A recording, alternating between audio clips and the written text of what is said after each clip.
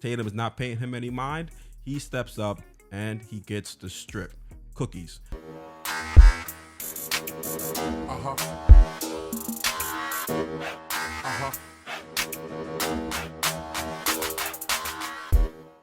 Hey, what's going on? Keith here from Sports Vibes TV, coming at you with a Knicks film breakdown.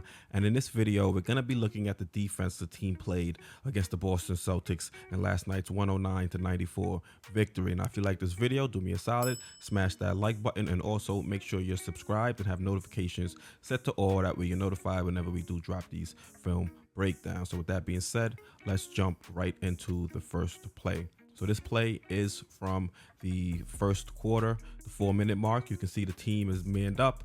We've got Josh Hart guarding Jason Tatum.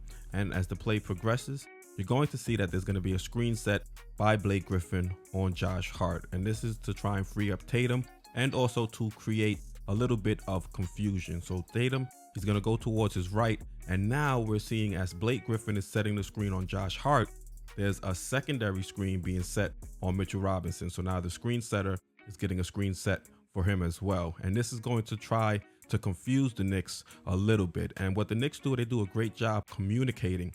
You're going to see that, Hart initially on Tatum, and we've got Quick initially on Brogdon. But now, once they do that double screen, you're going to see it's going to force a switch. And we do a good job communicating.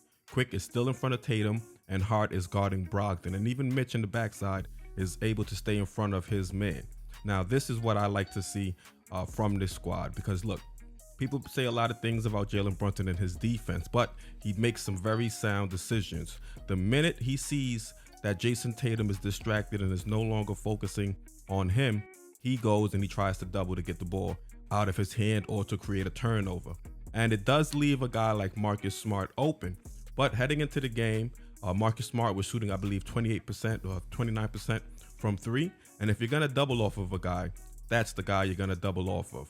So as soon as Tatum takes his eye off of Jalen Brunson, you're going to see that Brunson steps up to try and double. Now, Tatum, he does do a good job countering. He spins on Emmanuel quickly. And you have to admit that quickly does get beat. But what I like is we have Mitchell Robinson as that last line of defense. So Mitchell Robinson, he's able to slide over, stop Tatum from getting to the rim easily.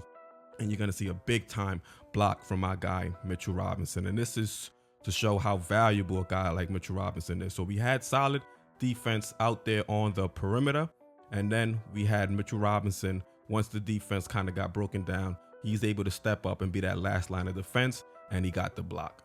Now, before we dive into the next play, I'd like to give a shout out to today's sponsor, BetUS.com. They're currently running a promotion. If you deposit $200, they're going to do you a solid and give you an additional $250 to play with. So once again, you deposit $200, you get $250, and that'll be $450 in total for you to play with. Now, if you want to take advantage, you have to go down into the description, click on the link, and sign up today. Once again, that's BetUS.com, and thank you for sponsoring today's video.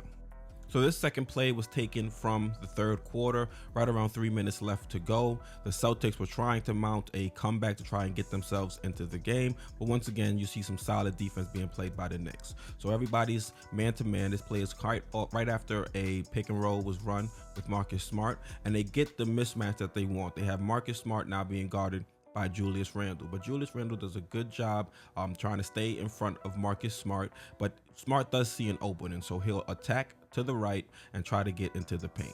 So Julius Randle does a good job staying in front of him, and also Ihart does a good job moving over, and he's in a good spot because he's threatening Marcus Smart to actually rotate over and try and cut him off. But he's also in a good enough spot that he can go back to his man, who's Grant Williams, in the corner, and try to close out and chase him off that three-point line, which he does.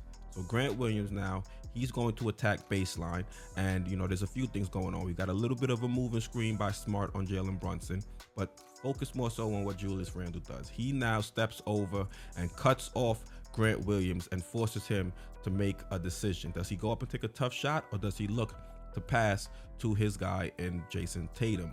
And also, look at what Josh Hart is doing. Look what he's making sure he knows where Tatum is, and he's also aware of where Grant Williams is with the ball.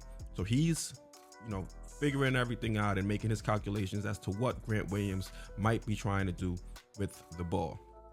So Grant Williams now, he's going to attack the basket and try and make a play. So you see Jason Tatum, he almost sets Grant Williams up a little bit because he's saying he's open, but if you watch the Knicks and you watch the Knicks broadcast, you know Clyde always says these cross-court passes should never happen, and this is one of the reasons why. Because when you have smart, intelligent, defenders out there on the court, they can see what's going on and they can make sound decisions. So Josh Hart, he sees what's going down. He's breaking everything down in his head, and he makes a good interception and is able to deflect the pass from Grant Williams. And this allows them to get into transition and get us a nice, easy bucket by Josh Hart. And these are some of the things you like from Josh Hart, the intangibles.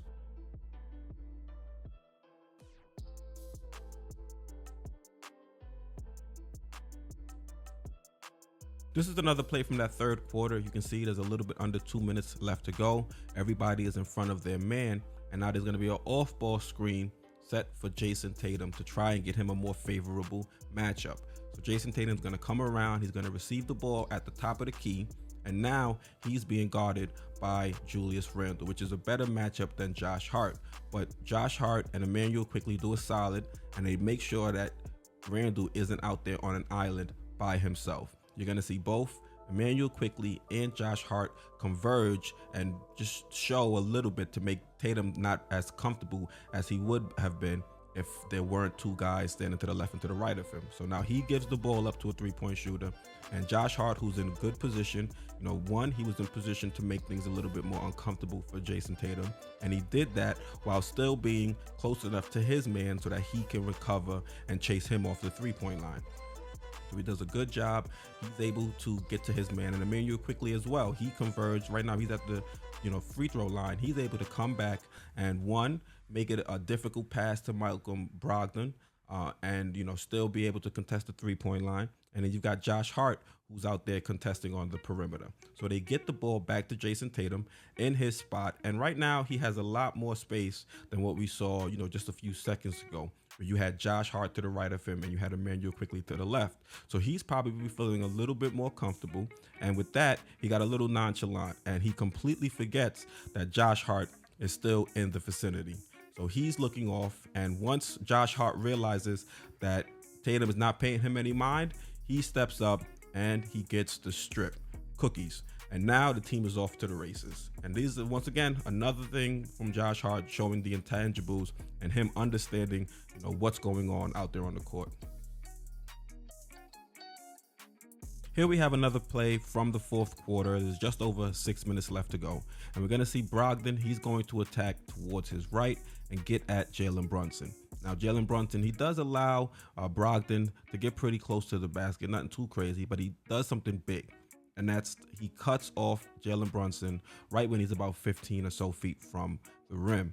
And he forces him now to go behind his back and go towards his left hand, which is not his strong hand. Brogdon is a righty. He shoots right.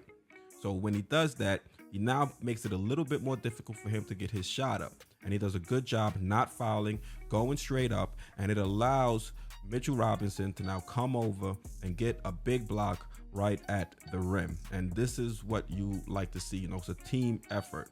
And, Brunson, he's doing his job to make things difficult for Brogdon. And then you just have Mitchell Robinson rotate over and follow it up and get a nice swat. So let me know what you guys think about the team's play over the last 5-6 games. We're currently 6-0 in our last 6 games ever since the trade deadline. And right now we're firing on all cylinders. So let me know your thoughts down in the comments. Once again, I'm Keith, host of Sports Vibes TV, and I'm out.